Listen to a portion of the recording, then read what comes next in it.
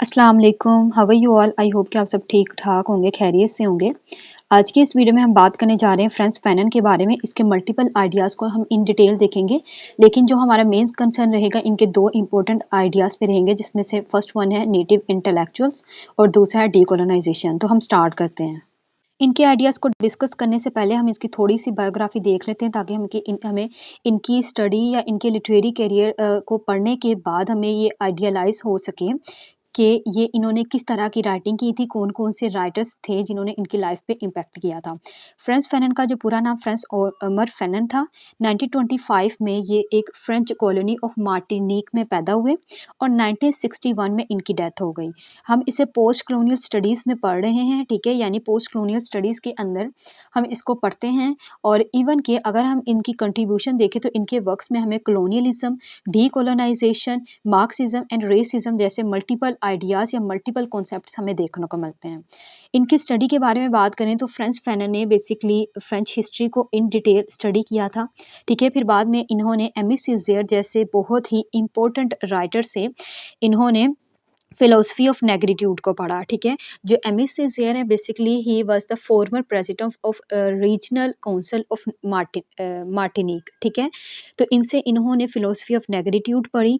फिर इन्होंने university of Leone से साइकियाट्रिक एंड मेडिसिन की एजुकेशन ली और फिर वहीं पे ही इनकाउंटर्ड एंटी ब्लैक रेसिज्म, ठीक है? और इसके अलावा जब ये यूनिवर्सिटी में थे तो France Fanon also explored Marxist and existentialist ideas और यही आइडियाज़, यही फिलॉसफी ऑफ नेगेटिट्यूड और यही साइकेट्रिक और मेडिसिन से रिलेटेड यानी साइकोलॉजी से रिलेटेड और एग्जिस्टेंशलिस्ट आइडियाज़ जो हमें इनके राइटिंग स्टाइल में देखने को मिलते हैं, ठीक है? फ्रांस फैनन को कंसीडर किया जाता है the most influential anti colonial thinker of his time, ठीक है? यानी एक एंटी कॉलोनियल थिंकर के नाम से इन्हें जाना जाता है। जहाँ एंटी कॉलोनियलिज्म की बात आ गई यानी एंटी कॉलोनियल की बात आ गई, इट्स मीन कि वहाँ पे डीकोलोनाइजेशन की भी बात होगी। तो नो डाउट कि फ्रांस फैनन डीकोलोनाइजेशन की वजह से बहुत ही फेमस हैं, ठीक है? तो फ्रांस फैनन ने आल्सो स्ट्रगल भी की थी अगेंस्ट नाज़िज़्म इन फ्रांस में और इसके अलावा इन्होंने काम भी किया था साइकेट्रिक वार्ड में इन हॉस्पिटल ऑफ अल्जीरिया में। मैं आपको एक पॉइंट बता दूं कि जो फ्रांस फैनन ने जब साइकेट्री को स्टडी किया तो उसके बाद इन्होंने सेकेंड वर्ल्ड वार के बाद भी इन्होंने जब साइकेट्रिक वार्ड में लोगों का यानी जो पेशेंट्स थे उनका इलाज किया तो इन्होंने देखा कि कॉलोनियलिज्म ने किस तरह लोगों की साइकोलॉजी पे इम्पैक्ट किया है, कितना गहरा असर हुआ है, लोगों की डेथ होने लग गई थी, बहुत ज़्यादा साइकोलॉजी पे उनके इफेक्ट हुआ था। तो दैट्स वाई कि फिर फ्रांस फैनन ने अपनी ही राइटिंग्स के अंदर इन सारी चीज़ों को एक्सपोज किया।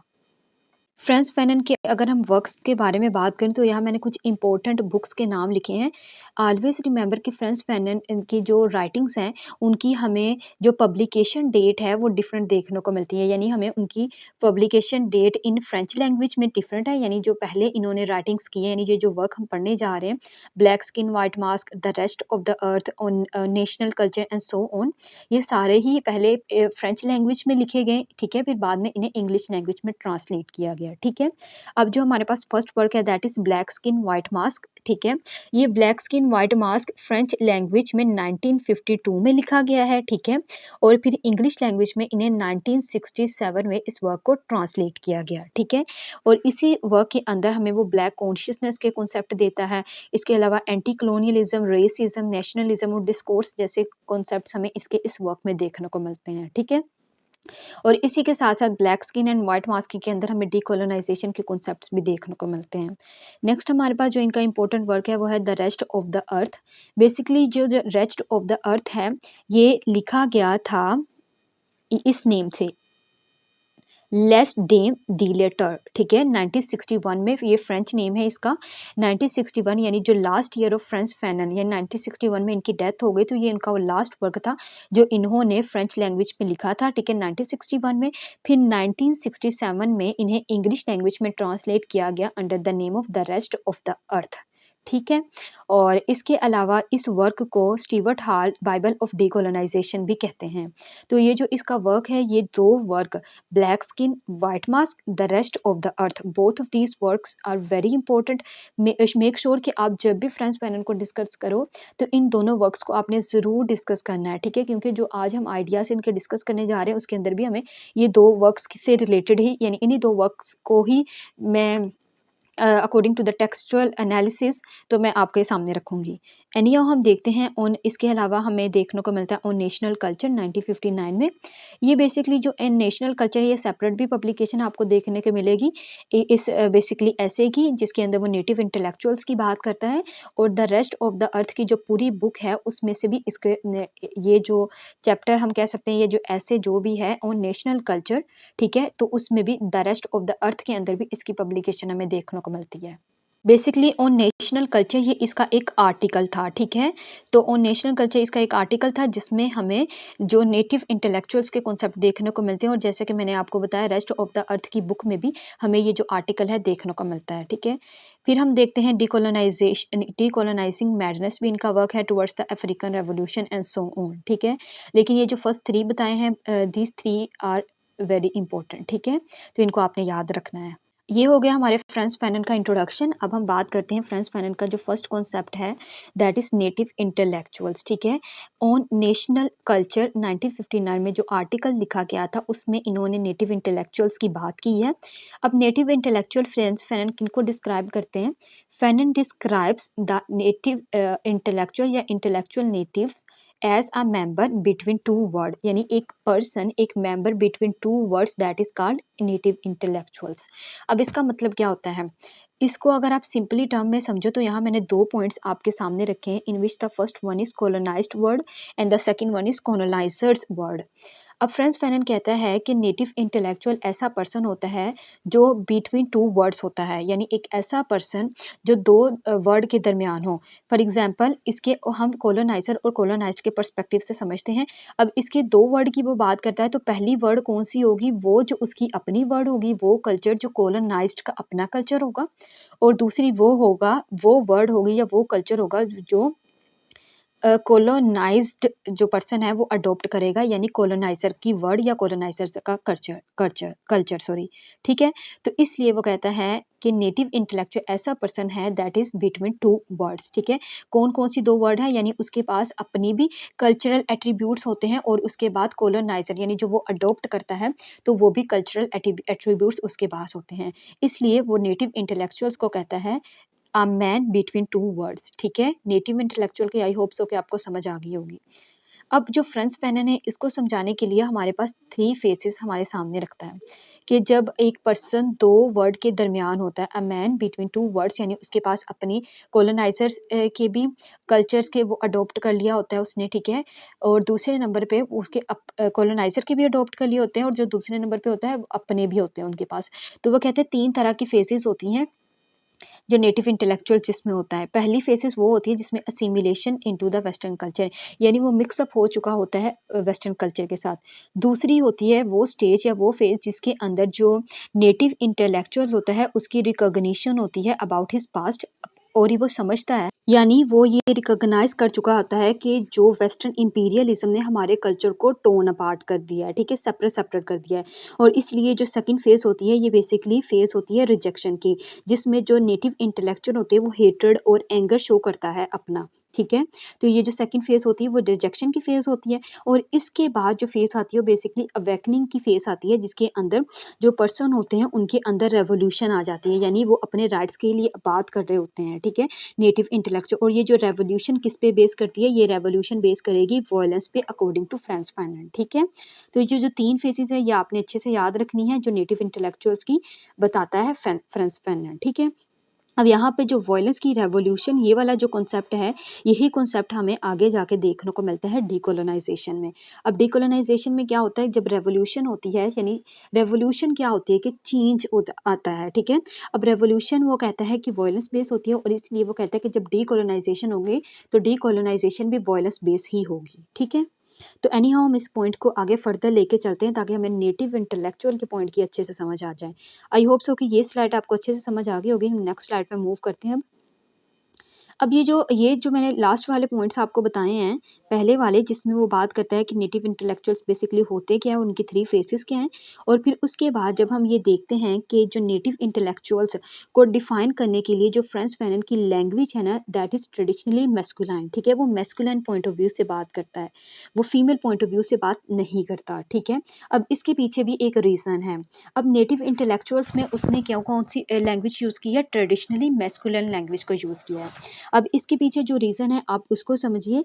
यहाँ पे मैंने ये कोट लिखी है, इसको देखते हैं।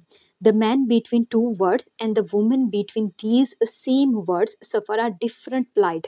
वो कहता है कि जो एक पर्सन यानी जो मैन होते हैं दो वर्ड के अंदर, यानी नेटिव इंटेलेक्चुअल्स तो वही होते हैं जो मैन बिटवीन टू वर्ड, तो वो ये कहता है कि जब मैन बिटवीन टू वर्ड्स और उसी टू वर्ड्स के दरमियान अगर वुमेन होंगे तो इन दोनों के जो एक्सपीरियंस होंगे ना, वो टोटली डिफरेंट होंगे from that of the others, ठीक है?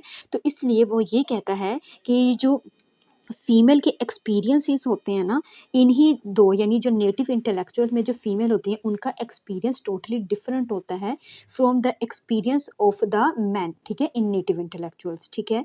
तो इसलिए वो कहता है अपना पॉइंट ऑफ व्यू रखता है मैस्कुलिन।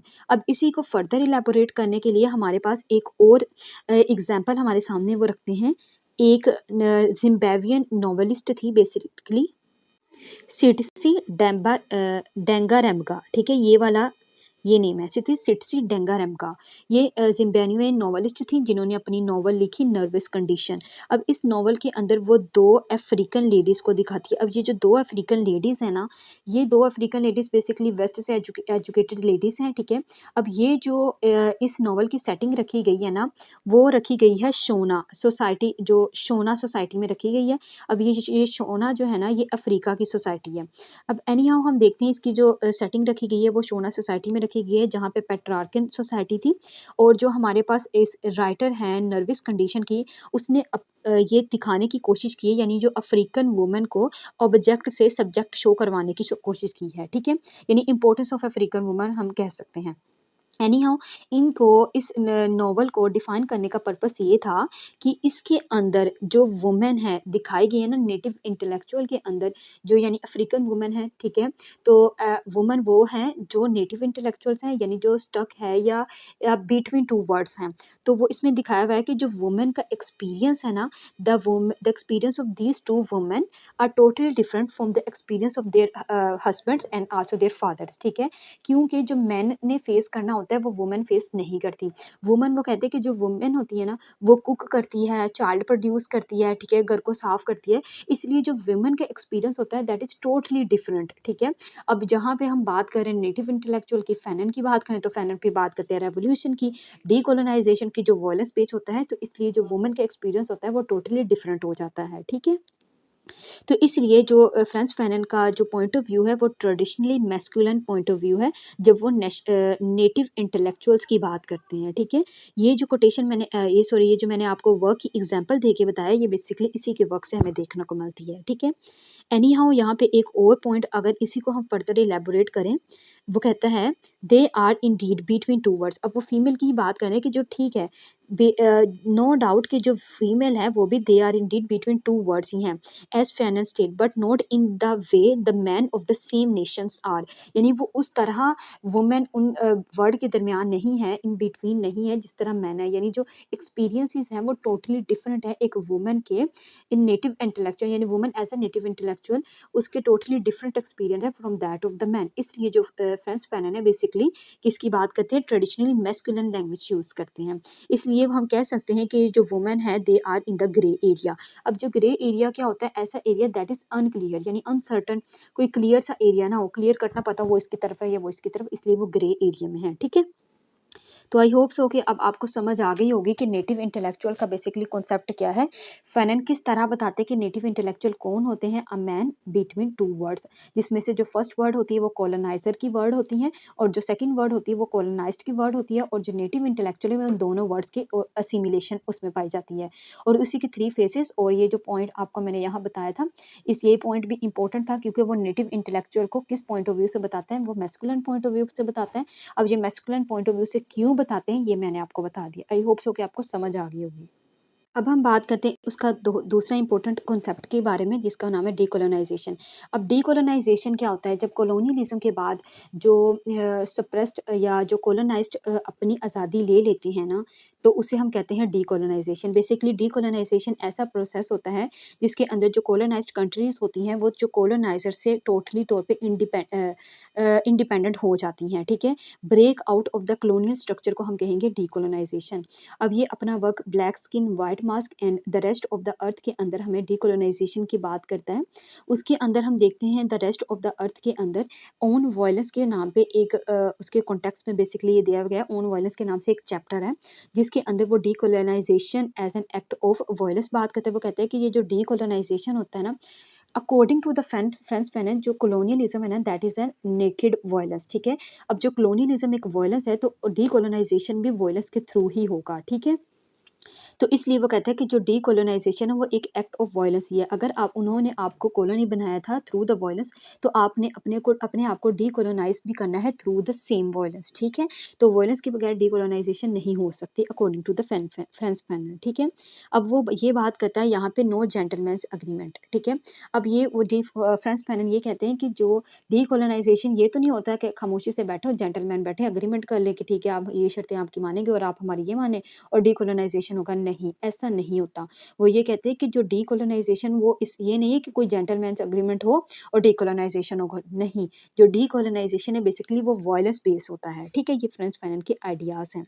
इसके अलावा हम देखते हैं इसके ब्लैक स्किन और व्हाइट मास्क के अंदर भी he analyses the experience of race in a racialised society from the subjective point of view of black person, ठीक है? ब्लैक पर्सन के सब्जेक्टिव पॉइंट ऑफ व्यू से बेसिकली वो एनालाइज करता है रेसिज्म को इस वर्क के अंदर, और एट द सेम टाइम वो बात करता है डीकोलोनाइजेशन ऑफ माइंड की as well as that of the state, ठीक है? वो कहते हैं कि अब अगर आपने स्टेट को डीकोलोनाइज करना है तो उसके लिए इंपॉर्टेंट है आप अपने माइंड को भी डीकोलोनाइज करो, ठीक है? जब देखिए अब बहुत सारी नेशंस इस तरह हैं, बहुत सारी मुल्क इस तरह हैं हमारे आज भी दौर में कि उनके जो माइंड्स हैं वो अभी भी गुलामी में, अभी भी वेस्टर्न के ट्रेड्स को फॉलो किया जा रहा है, ठीक है ना? तो वो ये कहता है कि आप अपने आप को नहीं, अपनी फिजिकल नहीं, अपनी मेंटल स्टेट को भी आपने डीकोलोनाइज करना है, ठीक है? अब इसी पॉइंट्स को फर्दर इलैबोरेट करने के लिए यहाँ पे मैंने एक और स्लाइड ऐड की है जिसके अंदर हमने देखा दो black skin and white mask के अंदर और द रेस्ट ऑफ द अर्थ में, इन दोनों वर्क्स में ही जो French Fanon basically decolonisation in Africa की बात करते हैं। वो डीकोलोनाइजेशन वो कहते हैं जो according to the French Fanon जो कलोनियलिज्म है that is a coercive control. Coercive control क्या होता है? वो कंट्रोल जो फोर्स की बेस पे हो, ठीक है? वो कहते हैं कि जो कॉलोनियलिज्म होता है वो क्या है? वो एक फोर्सिबल कंट्रोल होता है कॉलोनाइज्ड पे, ठीक है? अब उसके लिए वो कहते हैं कि वायलेंस जो होता है ना, वॉयलेंस की बेस पे ही आप डीकोलोनाइजेशन ले सकते हो, ठीक है? वो कहते हैं कि जो decolonisation must be accomplished by the violence, ठीक है? ये इसकी बात करता है। अब 3 कैटेगरीज़ ऑफ वॉयलेंस की बात करता है। अब देखें, अब मैंने आपको बताया कि जो फ्रेंच फैनन है वो ये कहता है जो कॉलोनियलिज्म एक कोर्सिव कंट्रोल है, यानी वो कंट्रोल जो फोर्सिबल हो, जो वॉयलेंस बेस हो। अब फिर वो ये कहता है कि जब कॉलोनियलिज्म आया था तो 3 टाइप की वॉयलेंस हमारे देखने को मिलती है। पहली वॉयलेंस है फिजिकल, यानी जिसमें जो कॉलोनाइज्ड को मारा जाता था, ठीक है? हम बहुत सारे वर्क्स के देखते हैं और इसके अलावा अफ्रीकन पीपल, ये बहुत ना ज़िंदा मिसालें हैं हमारे सामने जो कॉलोनाइज्ड कंट्रीज़ की हैं, ठीक है? हम देखते हैं कि वहाँ पे फिज़िकल वॉयलेंस होता था, ठीक है? लोगों को मारा-पीटा जाता था, ठीक है? और बहुत सारे हमने जैसे कि पीछे पढ़ा था हमने जब लैंग्वेज एंड डीकोलोनाइजेशन के अंदर गुगीवा थियानो को पढ़ा एंड सो ऑन। ऐसे बहुत सारे राइटर को हम प्रीवियस वीडियो में डिस्कस कर चुके हैं जिन्होंने जो खुद बात करते हैं कि जब हम बेसिकली अफ्रीकन ही राइटर्स जो खुद बात करते हैं कि जब हम अपनी नेटिव लैंग्वेज बोलते थे या कुछ इस तरह करते थे तो हमें मारा जाता था, ठीक है? तो फिजिकल वायलेंस हमें देखने को मिलती है, दूसरे में स्ट्रक्चरल वायलेंस जो थ्रू द इंस्टीट्यूशन देखने को मिलती है, और तीसरी हमें साइकोलॉजिकल वायलेंस देखने को मिलती है जो साइकी के थ्रू हमें दिखाई जाती है, यानी साइकोलॉजिकल वायलेंस जो आपकी मेंटल हार्म कर देती है। यही बात है ना कि जो फ्रेंच फैनन वो कहता है कि आपको जो डीकोलोनाइजेशन ऑफ द माइंड भी करनी चाहिए with the decolonisation of state, ठीक है? अब ये 3 टाइप ऑफ वायलेंस वो बात करता है इन कॉलोनियलिज्म, ठीक है? अब नेक्स्ट स्लाइड पे देखिए। अब फ्रेंच फैनन यही कहता है कि Fanon advocates are reciprocal use of violence against the settlers to regain their self respect, ठीक है। वो कहते हैं true liberation must be accompanied by violence, यानी जो अगर आपने लिबरेशन लेनी है यानी डीकोलोनाइजेशन करनी है, डीकोलोनाइजेशन कौन सा प्रोसेस है, ठीक है। डीकोलोनाइजेशन के बाद आप लिबरेट हो जाते हो ना, आज़ाद हो जाते हो फिजिकली भी मेंटली भी, तो वो कहते हैं कि वायलेंस के थ्रू ही इसे किया जा सकता है, ठीक है। जो आप फ्रांस फानन वो कहता है कि violence plays a critical role in the decolonisation struggle में, जो वॉयलेंस है वो एक क्रिटिकल रोल प्ले करता है, ठीक है। और इसके अलावा वो कहता है decolonisation involves a struggle for mental elevation of the decolonised African people, ठीक है। तो मेंटल एलिवेशन की भी वो बात करते हैं। तो आई होप सो कि आपको ये पॉइंट समझ में आ गया होगा डीकोलोनाइजेशन इन अफ्रीका में जो फ्रांस फैनन बेसिकली किन चीज़ों की बात करते हैं, ठीक है। तो डीकोलोनाइजेशन के बारे में और नेटिव इंटेलेक्चुअल के ये दो ही पॉइंट थे। तो आई होप सो कि ये दोनों पॉइंट आपको बहुत अच्छे से क्लियर हो गए होंगे। इन अ नटशेल मैं आपको बताऊं तो इसका जो कॉन्सेप्ट है नेटिव इंटेलेक्चुअल्स का, वो बताता है कि जो native intellectual a man between two word, जिसमें से जो पहली वर्ड है वो कोलोनाइजर है, ठीक है, कोलोनाइजर की वर्ड है, और दूसरी है जो कोलोनाइज्ड की वर्ड है। और इसके अंदर वो थ्री फेसेस बताता है, जिसके अंदर असिमिलेशन होता है, रिजेक्शन होती है, फिर रेवोल्यूशन होती है।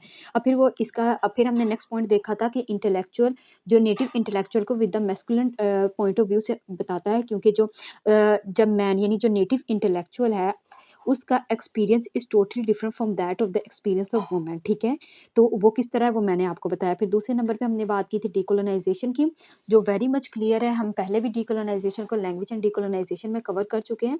तो अगेन हमने देखा है कि जो फ्रांस फैनन है वो डीकोलोनाइजेशन की बात करता है और डीकोलोनाइजेशन विद वायलेंस वो बात करता है, ठीक है। तो आई होप सो कि ये सारे पॉइंट्स आपको क्लियर हो गए होंगे। एंड लास्ट पे ये वाली कोटेशंस इसका आप स्क्रीनशॉट ले लीजिए। द रेस्ट ऑफ द अर्थ से ये कोटेशंस ली गई हैं, ठीक है। और इसके अलावा जो फ्रांस फैनन का एक बहुत इंपॉर्टेंट पॉइंट ऑफ व्यू ये था कि जो फ्रांस फैनन है ना, वो ये कहता है the colonial world is a Manichaean world, ठीक है। मेनिकियन वर्ड क्या होती है? अब मेनिकियन वर्ड बेसिकली हम कह सकते हैं एक एनालॉगी के as an analogy in the colonialism वो यूज़ करता है, जिसके अंदर गुड एंड बैड देखने को मिलते हैं, जिसके अंदर the first one is good and the second one is bad. जो फर्स्ट यानी गुड है और बेस्ट है जो कॉलोनाइजर है, और जो बैड है और जो बैड है वो हमारे पास कॉलोनाइज्ड है, ठीक है। इसलिए वो मनिकियन वर्ड वो कहते हैं जो कॉलोनियल वर्ड एक मनिकियन वर्ड होती है, ठीक है। यानी एक एनालॉगी क्रिएट करता है फ्रांस फैनन इसमें, ठीक है। तो आई होप सो कि ये सारे पॉइंट्स आपको बहुत अच्छे से क्लियर हो चुके होंगे। I have tried my level best कि आपको फ्रांस फैनन की अच्छे से समझ आ गई हो। तो विद कोटेशन मैंने आपको समझाने की कोशिश की है। इनके ये जो कॉन्सेप्ट बस इतने से ही हैं, जिसमें नेटिव इंटेलेक्चुअल्स हैं और दूसरे नंबर पे डिकोलोनाइजेशन है। कोई क्वेरी बाकी नहीं रही होगी आई होप सो कि आपके अब तो अगर कोई पॉइंट ऐड करना हुआ तो डिस्क्रिप्शन बॉक्स को आप चेक कर लीजिएगा, कमेंट बॉक्स को मैं पिन अप कर दूंगी उसमें अगर कोई पॉइंट ऐड करना हुआ। तो अगर आपको ये स्लाइड चाहिए तो मेरे व्हाट्सएप चैनल का लिंक आपको डिस्क्रिप्शन बॉक्स में मिल जाएगा। व्हाट्सएप चैनल को ज्वाइन कीजिएगा, आपको बहुत सारी स्लाइड्स पहले भी प्रीवियस वीडियोस में मैं जो अपलोड कर चुकी हूँ वो मिल जाएंगी। अपना बहुत सारा ख्याल रखिएगा, दुआ में याद रखिएगा। अल्लाह हाफिज़।